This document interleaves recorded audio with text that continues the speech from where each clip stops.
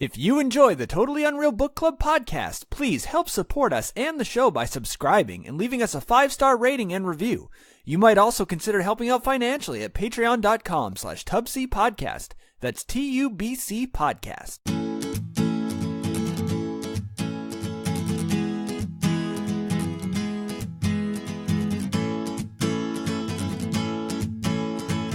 Welcome to the Totally Unreal Book Club podcast, or TUBC for short. This podcast is in association with and comprised of the Voices of Anarchy Improv comedy group, and we are here to discuss our favorite totally unreal books, movies, video games, etc. on a weekly basis. This book club is totally unreal. I'm your host, Willwood, and today at the table we have, starting to my left, Caitlin Dawkins. I wrote a song about tortillas. It's a rap. Oh my god! Dahi English. I'll never be able to top that one. And Steve Marriott. Oh, man. Nothing. No, I'm just going to save mine for next week now. I hope you're happy. I am. I'm very You happy. should be. That was very good. Jesus. So before we get started with today's episode, tell me, campers. Somebody's been editing episode 3. Don't dispel the secrets. What media consuming have you been doing this week?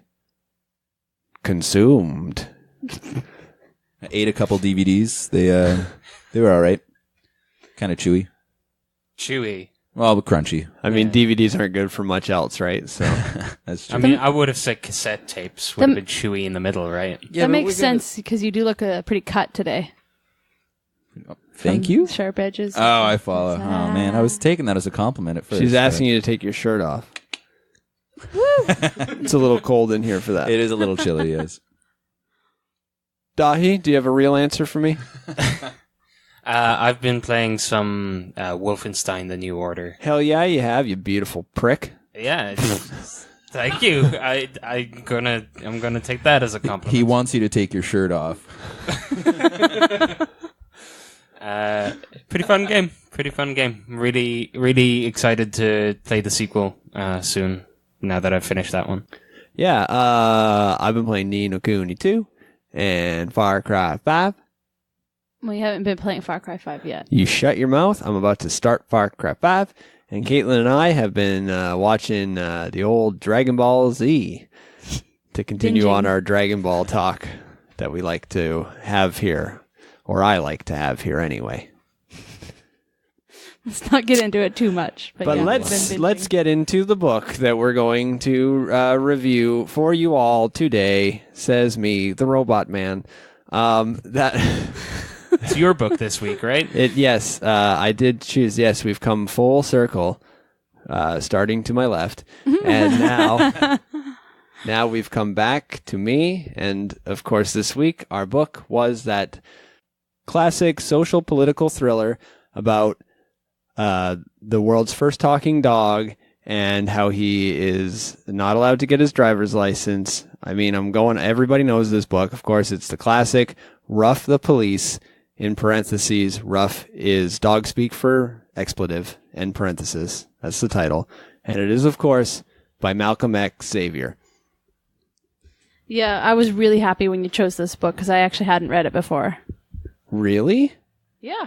I didn't think anybody hadn't read it before because I'm pretty sure that they teach this in school. Yeah, actually, my nephew had that read to him when he was in it was in first class in Ireland. So he's about 10 years old, and it's just required. It's like learning to read. You just learn to read that one. Well, I think What? No, hold on. Yeah. First class, but they're 10 years old? Because around here, 10-year-olds are in like grade 4. I did a book report on this in grade 4, actually. How old were you? I was 10. Aha! Canadian math. So Explain. Seven. He was held back like 2 years. Okay. I'll let it slide this time. So But you're on first thin class ice, is doggy. an equivalent to grade 1. Yeah, sure. But Why not? Our grade I don't 1. know. Okay. I'm not Americanadian. Neither am I. Held back, Dahi? Sorry? I said, were you held back? That's not the topic of discussion. That's a book that we are reading, talking about, that we have read. Yes. That is the topic of discussion. Would you like to join the discussion, Caitlin? I would. Yes. I was just going to say it was supposed to be on the grade 10 curriculum at my school, but I did grade 10 by distance education, so we did The Tale of Two Cities and did not do Ruff the Police, so I missed it completely. Ah, yes, I see. Well, certain education systems just fail you. Yeah, I guess so. That's the way the Crumbles? political cookie politizes. But this is exactly why the European education system is just inherently better. Yeah, I guess so. Yeah, first class versus what was that? You 10th grade. 10th grade? Grade First 10. class. I'm lucky to get into coach. Ha ha, I was going to make the same joke, Yuck, but you yuck. stole it. That's the way the flight cookie flies. Very good. I love that Usually saying. you get salted peanuts, but I have that tattooed on my butt. Can you confirm? he wants you to take off your shirt. So Dragon Ball Z. Anyway, yeah, the book. It's here in front of us, Yes. and we've read it. Yes. All of us. Even me this week. I did Good. read the book. I've read it probably 28, 29 times during my life. Well, I read it 3 times this week. I think I read it like 3 times total. Once for the book report in grade 4, once again in grade 10 because, we had to do it in our school, and then just again this week, which was nice. It was a good little refresher. Yes.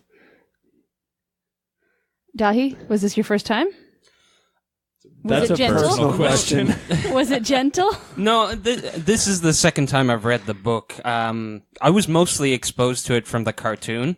Oh, yeah. Growing up, yeah, that was my main exposure to this story. But it was good to read the source material for once, and actually like absorb it and compare it.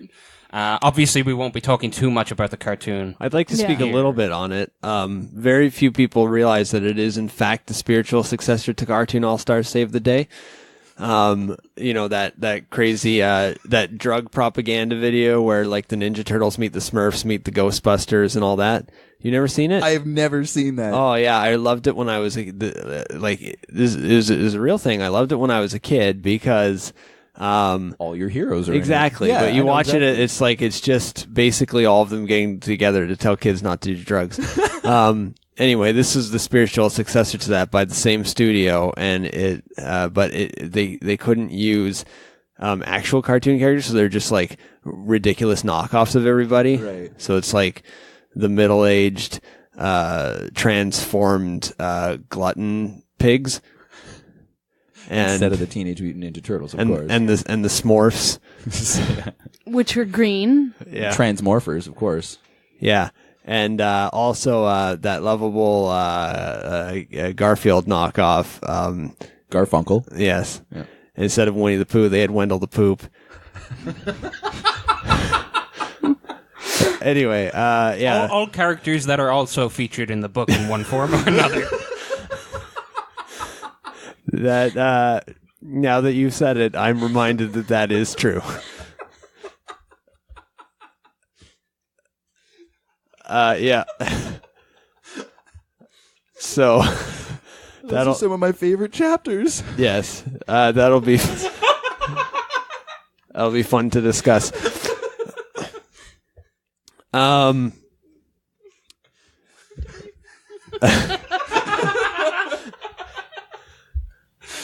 Oh, man. I love this book club. What I'd also love to do is take this a little more seriously.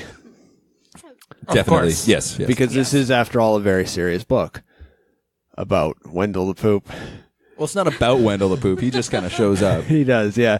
It's that we'll get to that. And Yeah. there is a legitimate reason for it. But first, just some general non-spoilery thoughts on the book and the story. And I mean, obviously, this is the reason why it's generally put into the school curriculum. It is clearly entirely fictional, and despite how believable this book is, it's not based on true events, which I still have to look up every time because I just swear that it is, but it's not. But it's in there because it's a real thought-provoking tale of what could go wrong if dogs ever spoke. But more than that, it's an anagram. Sorry. Yes, it's an anagram. If you replace all the letters in the title, it may spell some words, but it's also an allegory. Furf the lop ice? Possibly. Inconclusive. But it is really, it's a parallel to inequality and holes or gaps in the justice for different people, in this case, different species. And what it means to be a person. Yeah. The movie Ted is very much inspired by this book.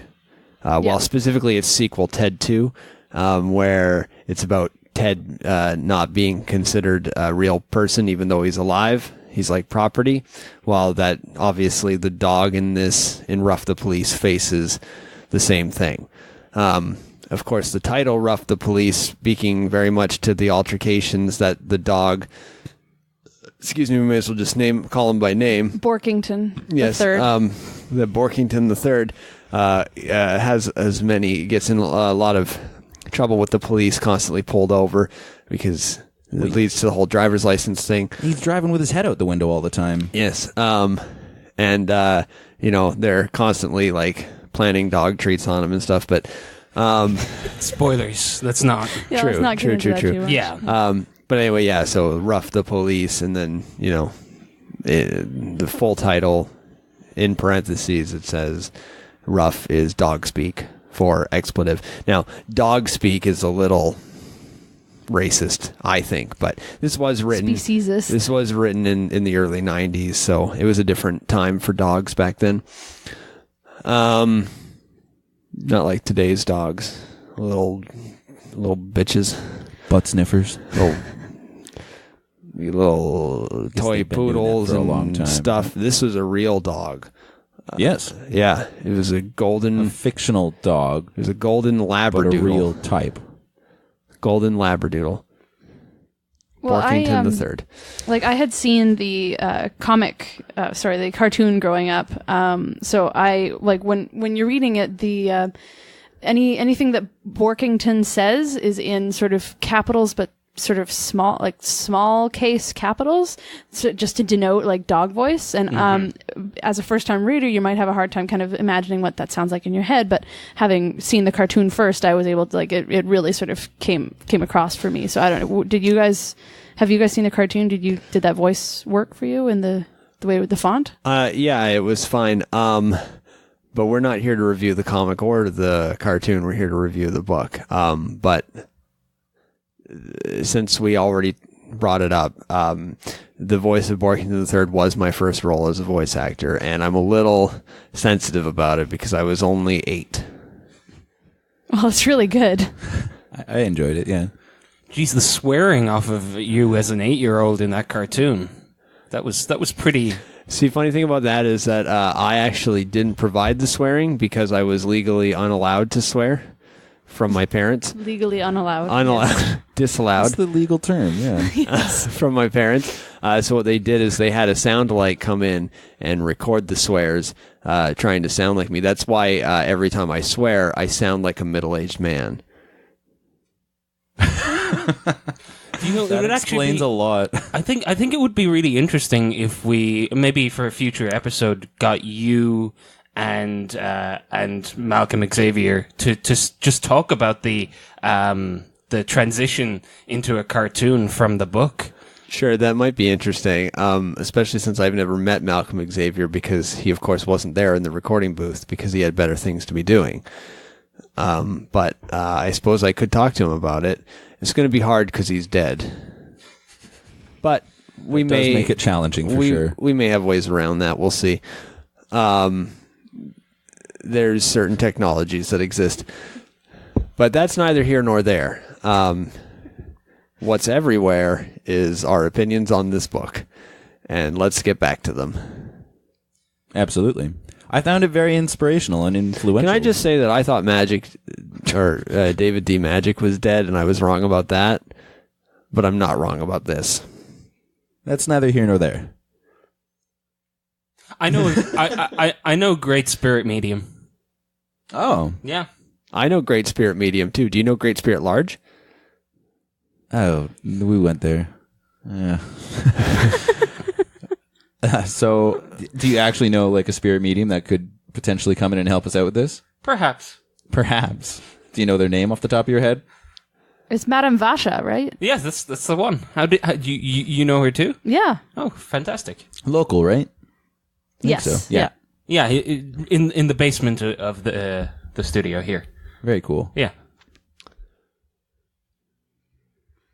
That's a long pause there. Yeah. Well, I'm trying to think of anything else I can say about the book that's not spoilery. Sometimes it's fun to leave a little pause so that people driving around have to like check their phone. I don't want people checking their phone while they're driving. That's not safe. Hang on a minute. No. Hang on. Stop it! Your phone works. It's fine. Your phone works. It's good. That's like 4 pause. Yeah. This is just like Borkington. It's the third. it's like when the song on the radio has something that sounds like a siren, and you think there's that's the worst. I want it to be a safe podcast for people to listen to, not something that's going to get them in trouble. Everyone, please be safe. Or endangered. Or do whatever you want. I don't care. Listen, let's just jump into... Thank you for undermining me. Let's just jump into spoilers. Okay. Yeah, let's do it. Okay. So if you haven't read the book or seen the cartoon or read the comic for Ruff the Police, in parentheses, Ruff is dog speak for expletive, in parentheses, then skip to the end of the podcast right now, and we'll catch you next week. All right, spoiler warning going up. Warning. Incoming spoiler. Warning. Incoming spoiler.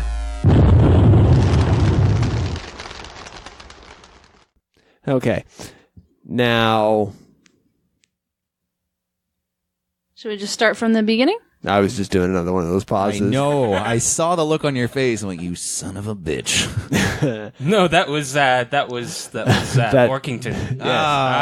Borkington the third. Yeah, so Okay. speaking of Daphne, Borkington's mother, Right? she's not in the book. No. But for very long. They just mentioned her. In, Well, she dies in dog birth. Yes. right, giving birth to all the Borkingtons. He was the third of 7. Yes. Yes, he was. But the other 6, 2 of them died because they were eaten. Quite tragic. By the fourth, Yes, and then the 4th had a heart attack. because he ate too much. Yes. It makes sense. Then the other 3 plus the 7th were a special little litter. Are we doing plot summary now? Yeah, I think we're so. in spoiler territory. We can talk about everything now. Okay. So the remaining 4 dogs. Right. Borkington 3, 5, 6, and 7. Yes. No, Borkington 1, 2, 3, and 7. No. Really? Yeah. Okay. I'm positive. 1 and 2 died. They were eaten by 4. 4, yes, who also died. Yes, 2 of them died. I don't know if they're specifically 1 or 2. I think it doesn't really matter because they don't actually describe They're this not in the book for very long. Maybe like a sentence longer than Daphne. But I find it interesting that we all fixated on which of the dogs were eaten. Some of us more than others, it turns out. I thought it was really important, like it would come up later, but it didn't. It did not. Absolutely did not. No. So anyway, the first there were 7, then there were 4. the four went with no remaining brothers or sisters and no mother. And, of course, the father was never in the picture, which says a lot about Borkington in his later years. They are living in their cardboard box on the side of the street when they finally, a nice family stops, picks the only Borkington the third, leaves the other three there, and we never hear from them again. Because he had a nicer color. Yes. He was black. He had black fur. The other golden three. labradoodle. That's impressive. Well, they thought he was rare, and they could, It sure is. make something of him on Instagram. He was the black golden labradoodle of the family. That's true. Well put, Dahi. Well put. That's where that phrase comes from, isn't it? That's exactly it. The famous phrase. Yeah, the famous phrase comes from this podcast right now. Or the book. So just for simplicity's sake, now that we've established that Borkington III never hears from his siblings again, we could probably just refer to him as Borkington from now on. Or Bork for short, if you want. Borky? Borky? Well, he was very adamant that everyone call him Borkington III in the book. I think that would be a bit disrespectful. Yeah, I mean, it was... fictional character? Well, that was... like, my favorite part in the book was the first time he speaks, and they're like, "Oh, come here, little Borky," and he goes, It's Borkington the Third, actually. Oh, you're quoting the cartoon version again. yeah. Yeah. That was a good voice that you put on there. I liked it. I tried to mimic it there, but it wasn't Thank you. Yes, it was hard for an 8-year-old to sound like that, but... Oh man, do the voice. I mean, I'm no longer 8, so this might not be exactly as it sounds in the cartoon, but it was... I'm Borkington the Third. Wow, that's so cool. Yes, Steve put a little more masculinity on it. Yeah. my natural baritone. I couldn't help it. I'm sorry. Well, I could do that. I'm Borkington the Third now, but back then I get that. I'm Borkington the Third. Oh man, that gets me every time. Yeah, but we're not here to discuss me. No. We're here to discuss Borkington the Third. See. I mean, yes. Yes. So, Yeah. where was I? You know what? I don't want to. Let's hear from you guys on this. I picked the book, but I want to hear what you think about it. Well, we could just continue the plot summary unless you guys want to talk about Borkington's lost siblings. No, continue the plot summary. Yeah. We don't see the siblings again. We don't need to talk about them anymore. Yeah. So Gets picked up by the family. Borkington's picked up by a family who turns out to be farmers. They own an apple orchard outside of Chicago, where Borkington is raised. This Big takes farmers as well. This takes place in modern Yes. day, I should say, to when the book was written. So 1993, and yes, the little apple farm outside of Chicago. Yeah, and well, Don't go looking for like it. that. He said apple and pig, and you wouldn't Apple and on pig. first hearing that you wouldn't think that an apple orchard and pig farm combined would work together, but I actually would. it works really well because the pigs get fed the like apple scraps, like the rotten apples and stuff, and then they take their manure and use it to fertilize the trees. And there's a really great ecosystem. And there. you've got those apples to stick in their mouths during the pig roast. Yeah, exactly. Absolutely. But there was the 4 pigs that he hung out with the most, who were, of course, the I can't remember what they were called. The Clive, Cletus, Clendel, and Clarv. Yes, of course, you're talking about the infamous middle-aged transformed glutton pigs. they were named not like the Renaissance artists. These ones were named after hillbillies. Yes, but you could tell there was a. Well, I don't think. That's Now a that rude term. I apologize. don't think that the book itself really ever made any sort of allusions to them being a ripoff of the Ninja Turtles. That was it was more that the was cartoon. specifically a cartoon version. But the characters themselves overlapped. Yeah, I mean they had all the same names and stuff. Yeah. Well, and yeah, he also meets Garfunkel the cat on the farm there as well. And to be frank, the whole transformed part doesn't really come into the book either. No, they just Right. called them that in the cartoon. Yeah, Yeah, and they're just middle-aged pigs that are gluttons in the book. Eating lots of apples. Because Kind they of are redundant. because they are before the pigs. pig roast. Yeah. We're in spoiler zone. This is fine. And but of course the cartoon then gives them bandanas and they can transform into cars. They were the Transmorphers at the same time, yes. So the cartoon version does, it takes a few liberties, but I think it gets the message across. But we're not here to review the cartoon. No. So Back to the farm. So yeah, he's raised by the family, the Clendels. Oh, I'm sorry. Of I the thought. same name as the pig. Can I just That's why they interject named the because pig that. I was confused for a minute because I thought Steve was talking about the sequel, Ruff the Police 2, Back to the Farm. No. Oh, okay. Still the original. Okay, it's just when you say back, because most people just refer to the sequel as Back to the Farm. So, but in the future we can talk about that book. But so you just want to talk about the original? Yeah, we're still working our way through the storyline. Okay, We got lots to go still. I know, just making it clear because you said Back to the Farm, I did say Back to the Farm. and I was just confused because I thought you were referencing the sequel. I was not. I saw the look of excitement on your face, and I'm like, hold on now, Will. We're not talking about the sequel here today. Yeah, because Ruff the Police, in parentheses, Ruff is dog speak for expletive and parentheses 2 Back to the Farm, is is also a book. Yes, But- it Yeah, is. We're not talking That's about not that the book we're today. talking about. Okay, just being. I don't want the audience to be confused. Of course. No. If Yes, you're you've helped listening to with this and that. you're confused, just keep an eye out, and there'll maybe one day be another episode about Back to the Farm. I'm not doing the full title right now. They know what we're talking about. Do they? Yes. Are you sure Yes, they know that you're do. talking about Ruff the So- Police? Parentheses, Ruff is dog speak for expletive and parentheses 2 Back to the Farm. Yeah, that one that I didn't want to do the full title of. Yeah. Yeah, no, we're not talking about that one. We're talking about the We're not talking first- about which one? We're talking about Ruff the Police in parentheses. the Farm!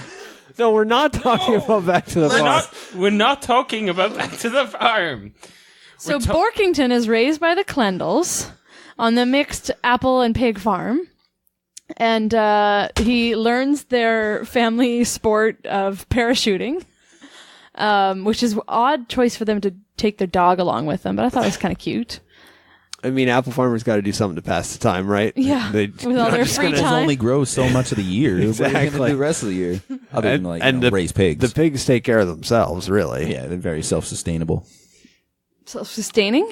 Yeah. As soon as I said it, you guys that are listening couldn't see that, but I just looked off going like, what the heck is self-sustainable? Pardon my language. Self-sustainable is the correct term. Is it? We're getting off topic again.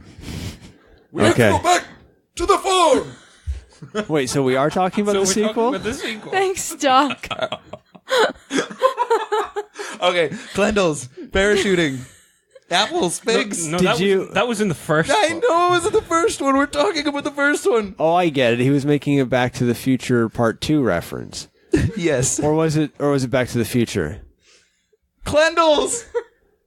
Pigs! No, the Clendels aren't in Back to the Future. Killing me, Will. I'm literally going to die on this table if we don't move the story along. You do look quite red. I know! Okay, well, to be fair, you're the one who brought up the sequel. Dahi, you can back me up on that. Yes, but let's get back to Ruff the Police in parentheses. Ruff is dog speak for expletive close parentheses. Shall we? Yes, so back to the farm. not this. I'm going to murder you.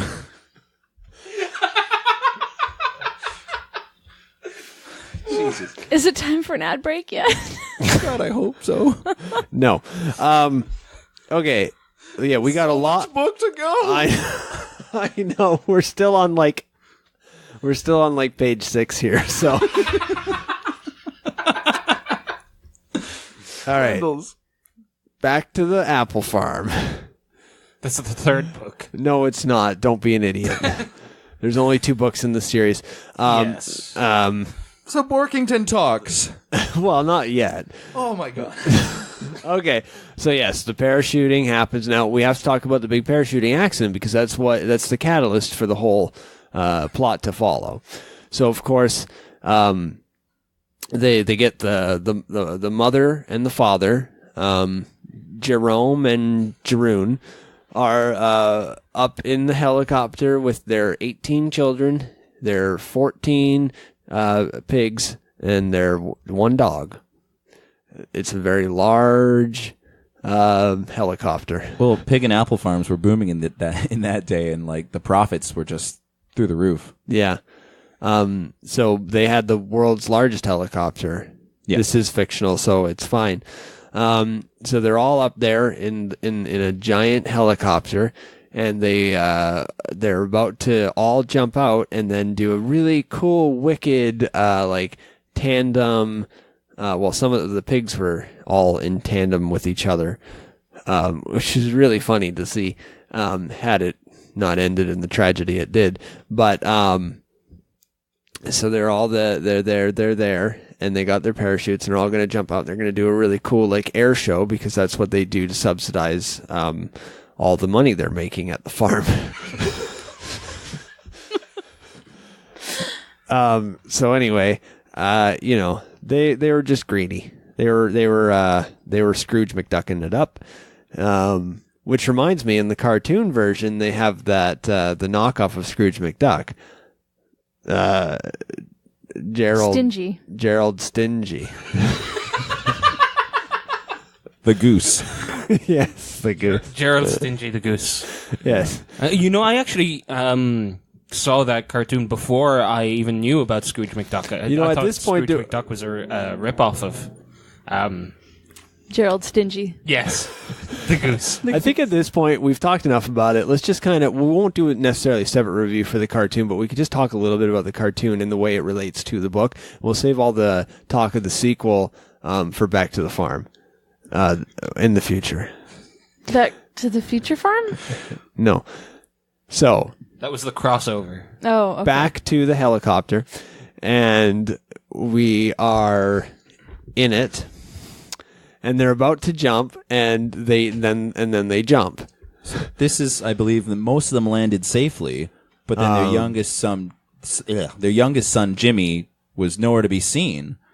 But Also, Workington saw what happened. Yeah, and the 14 pigs got stuck in a tree. Yes, but Jimmy landed in the well. He sure did. And the parents were like, Jimmy, where's Jimmy? And Borkington ran over and was like, arf, arf, arf. And like, what is it, Borky? Yeah. What? Is Jimmy down the well?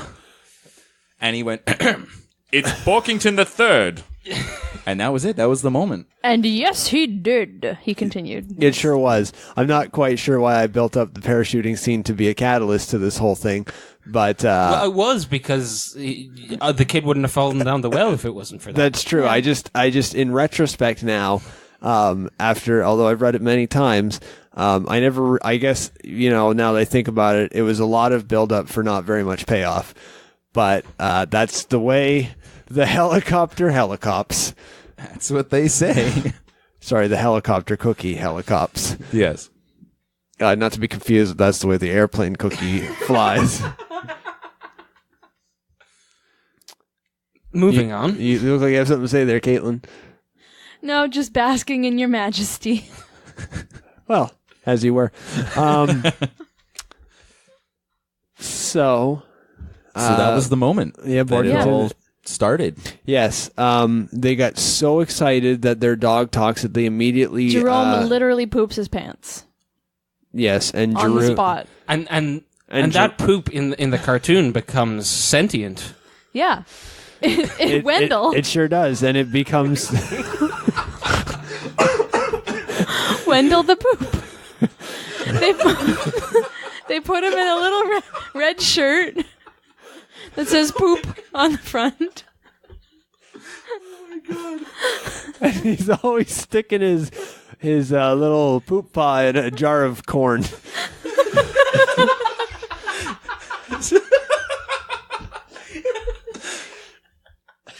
I love the way they illustrated the little paws. Sometimes paws are good. And just like Winnie the Pooh, he also does not wear pants. Sometimes pauses refresh. Oh my god.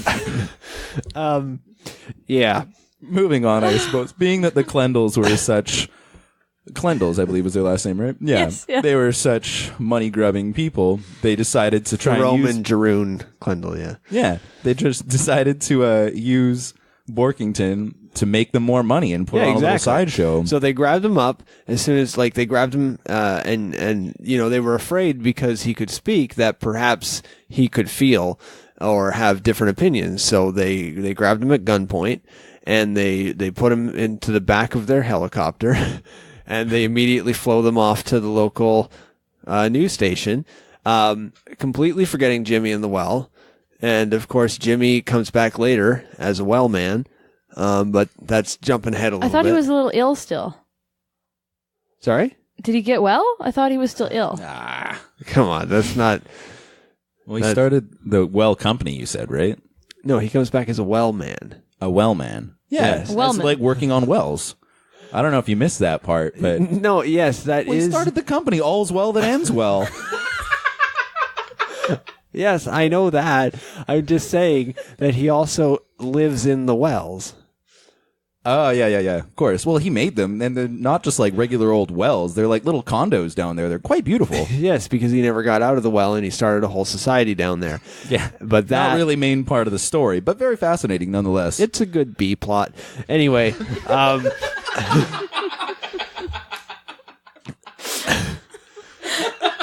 I found it a little distracting. It kept cutting away from the action with Borkington to talk about Jimmy and his well wife.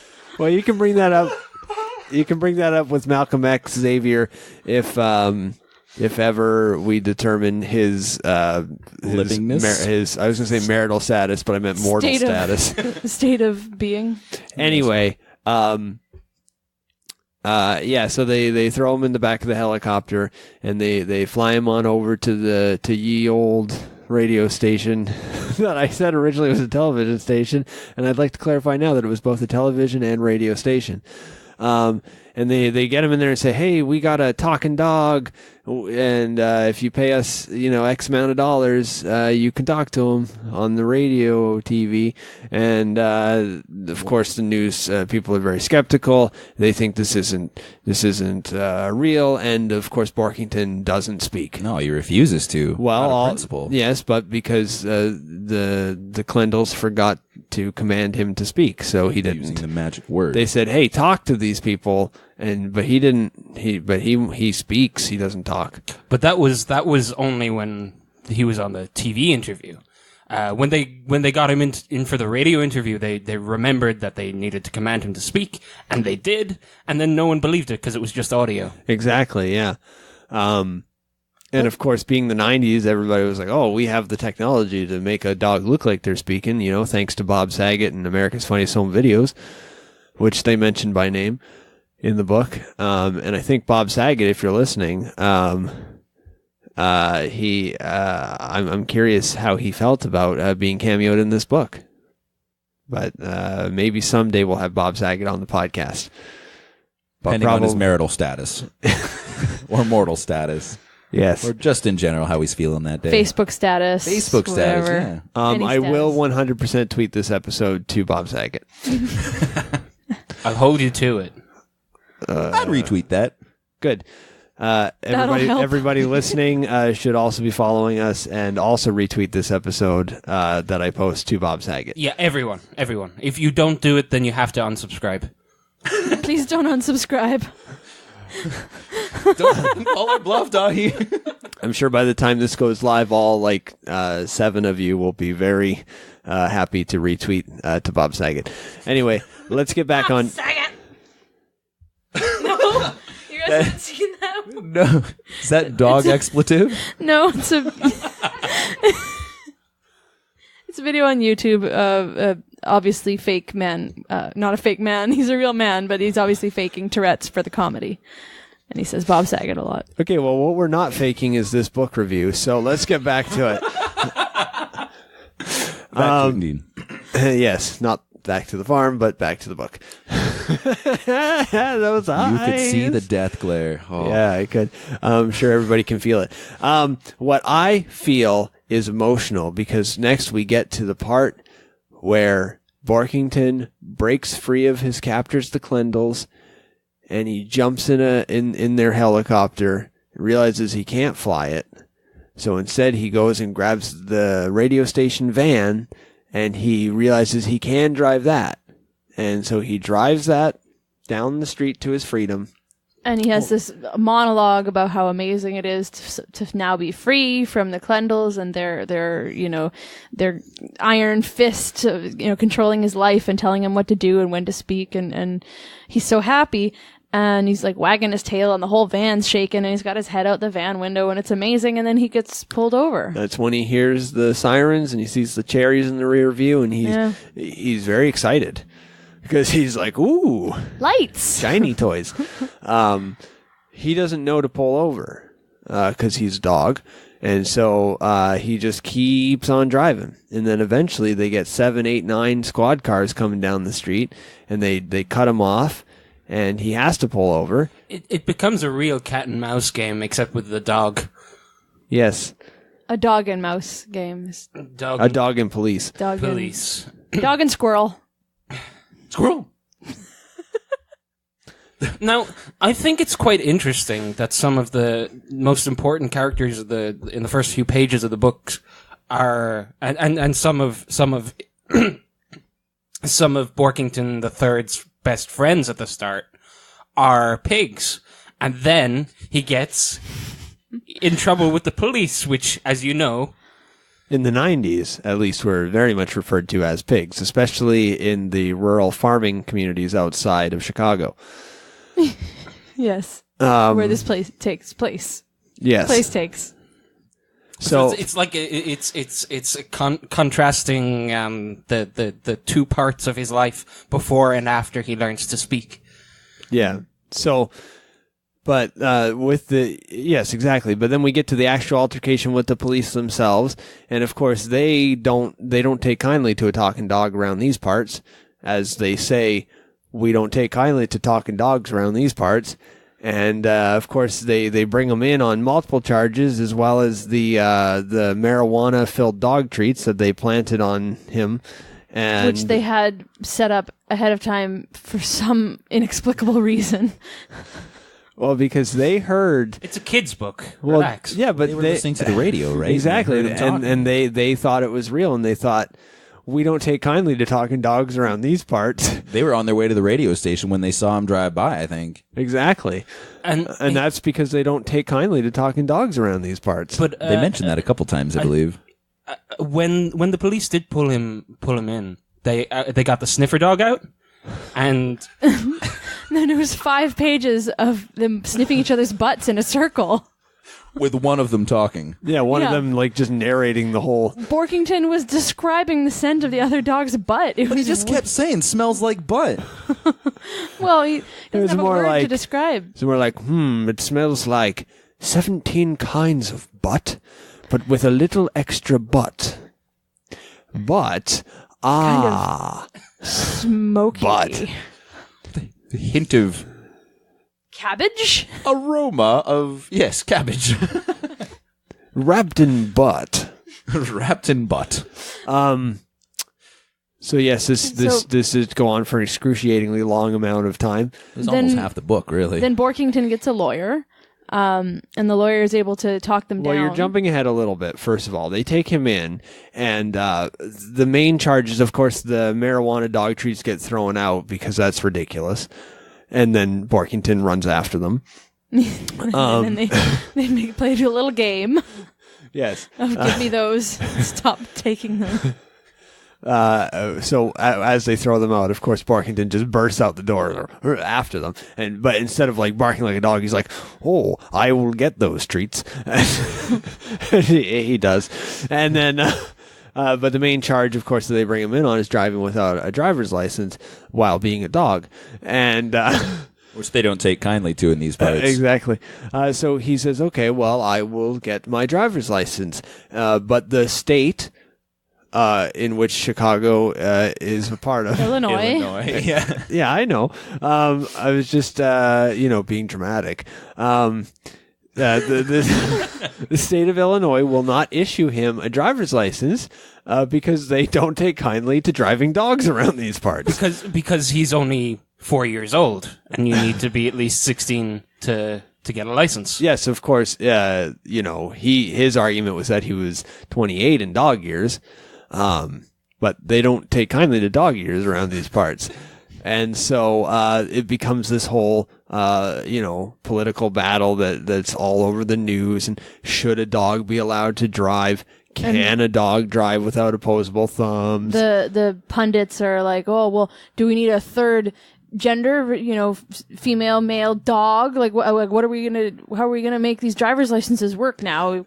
Well, not so much another gender. I think you're just kind of like thinking about today's issues. Of course, they were talking about should we have like split the species, so like a specific driver's license for humans versus a specific driver's license for dogs.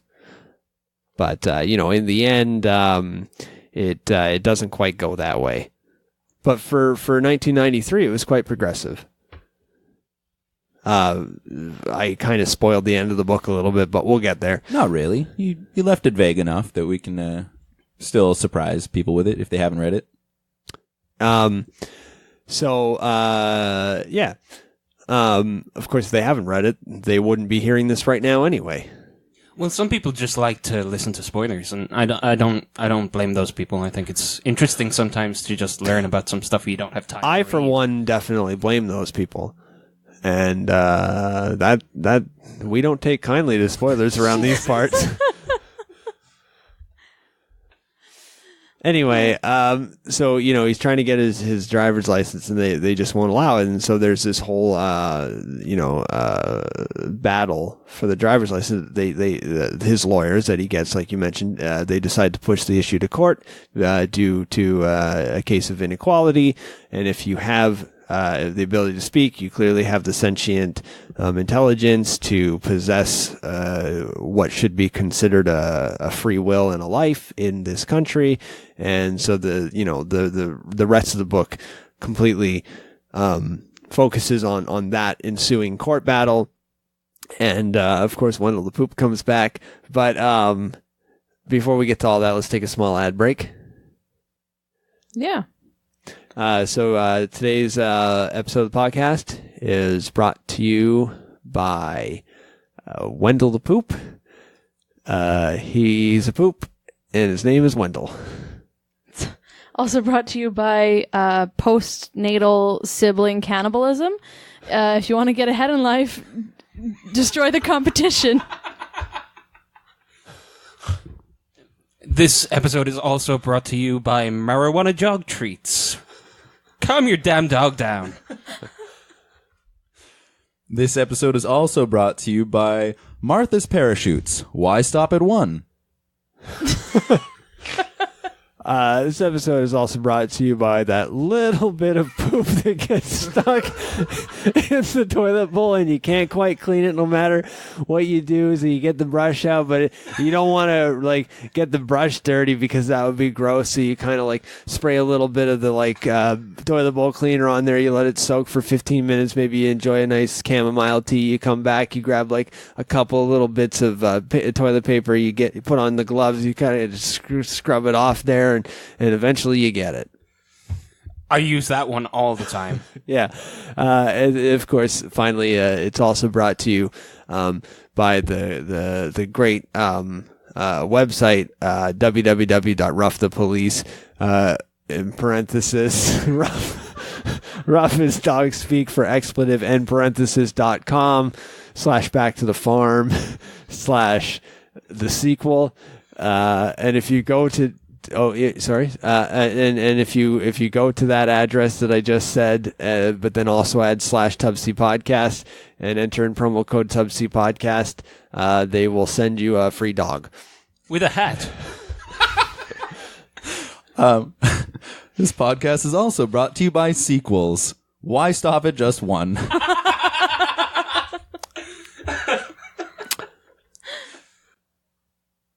This podcast is also brought to you by Clive, Cletus, Clendel, and Clarve pork products. It's definitely not cannibalism.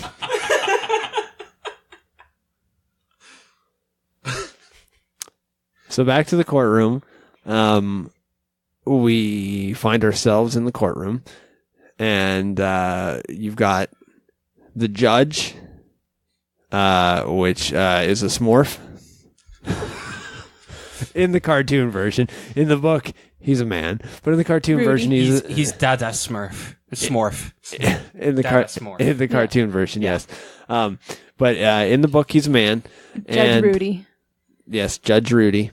Rudy Tooty. No? I don't remember them calling him that. I think that's just me. I like to call him Rudy Tooty because... The farting, yes. yeah. Which, again, is only in the cartoon. Data Smorf can really fart up a courtroom. Well, it's Smorf's natural defense mechanism. I also like in the When they cartoon. get scared. I also usually like by talking dogs. Yes. Yeah, so I also like in the cartoon how when Data Smorf gives his verdict, he just bangs his gavel and then farts out a word bubble, a word bubble that says, well, you all know what it says, but we'll get to that. And in fact, anytime he speaks, he just farts out word bubbles. But it works in a cartoon, not so much in a book. Of course, Wendell, the poop, is in the book, but That's the key witness. yes, Yeah. but he causes a big stink in the courtroom. That he does.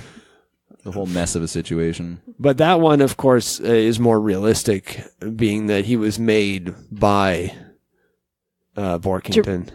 No, He was made by Jerome. Jerome You didn't let me Plendle. finish. You didn't let me finish. Borkington's owner, Jerome. But Borkington was no longer owned by anybody. That was like the whole message of the book. Yes, but at the time that he made Wendell, he was Former he did- owner. Yes, okay. But yes, Just to clarify. so back in the court, go ahead, Dahi. So yeah, back in the courtroom, they have a jury of his peers. So it's all the animals from the farm. As well Because it as has to be a jury of his peers, right? yes, Yeah. Legally speaking. Yeah. And unfortunately, none of them can speak. I just to point out in the cartoon version that the pigs just keep transforming into cars and driving around the courtroom. In the book, it's a lot more civil. It's more of a civil case, yes.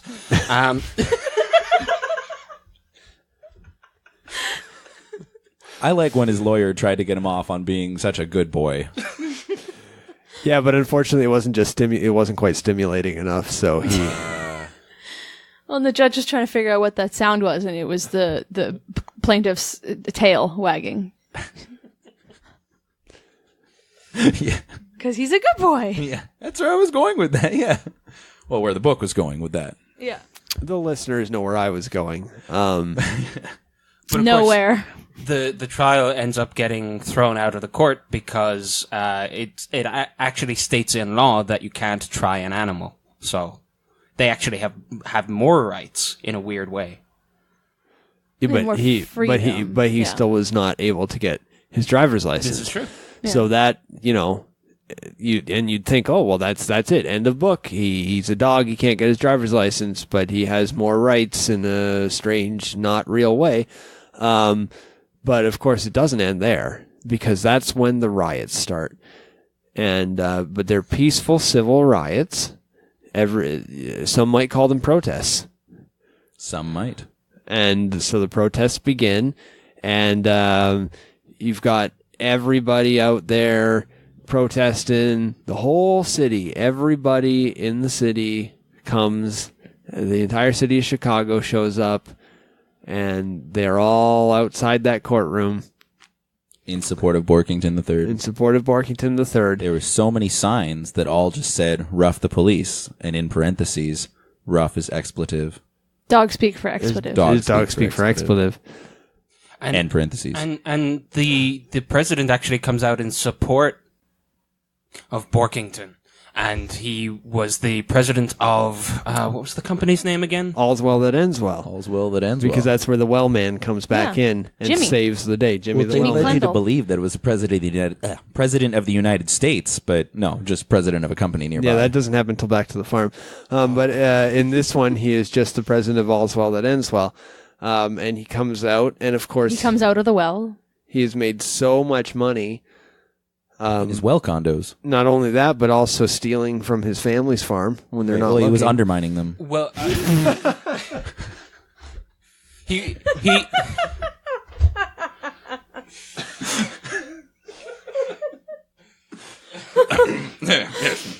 He really pulled the rug out from under them. Yes, he did. Well, you see, he had connected a whole bunch of wells, and some of them were wishing wells as well. So As well. as well, Well, and that's where he got all the money from. Part of his his fortune, anyway. Right. So what he does is he buys the government. Just in one lump sum. Cash. Yep. And of course that is like I mentioned in the sequel. That's his rise to presidency. But right now, he's just basically he's head of the Illuminati at the start. When he buys the government, essentially, that's what he becomes. well, it's sort of an Illuminati. It's the Welluminati. Yeah, that's right. Well, again, if you hadn't cut me off, I was going to say he buys the government support of of a dog's right to choose to Be a person. and have a driver's license. And choose his toys as well. Yes.